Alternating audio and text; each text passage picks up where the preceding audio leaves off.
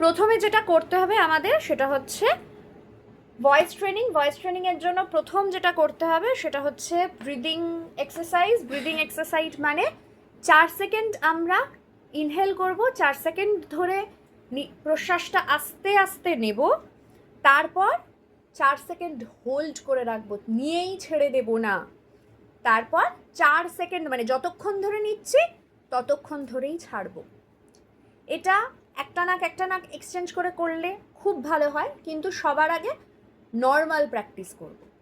সোজা হয়ে বসবো, একদম শিরদাঁড়া সোজা করে, এটা একবার একটু প্র্যাকটিস করে নিই। খুব উপকারী, শুধুমাত্র কথা বলার জন্য নয়, এটা শুধুমাত্র মানে অ্যাঙ্কারিংয়ের জন্য নয়, এটা আমাদের নিজেদেরও আলটিমেটলি শরীরেতে ভালোই থাকবে। এতে শরীরের কোনো খারাপ হওয়ার কোনো সম্ভাবনাই নেই। শ্লেষ্মা যদি কিছু জমে গলা ক্লিয়ার, তাড়াতাড়ি ক্লিয়ার হয়ে যাবে, ঠিক আছে?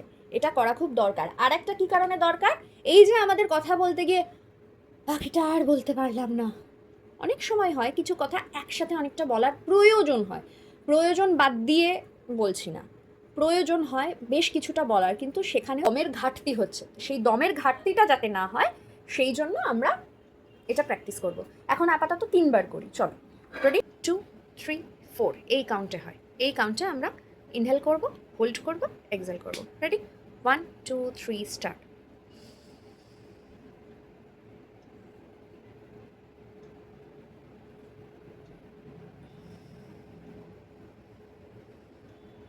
আবার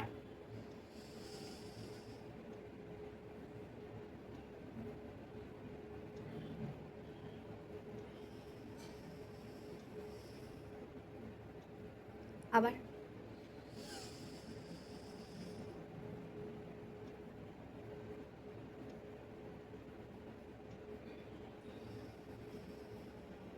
ঠিক আছে? এটা একটা প্র্যাকটিস করলাম, এটা কিন্তু বাড়িতে রেগুলার প্র্যাকটিস করবে।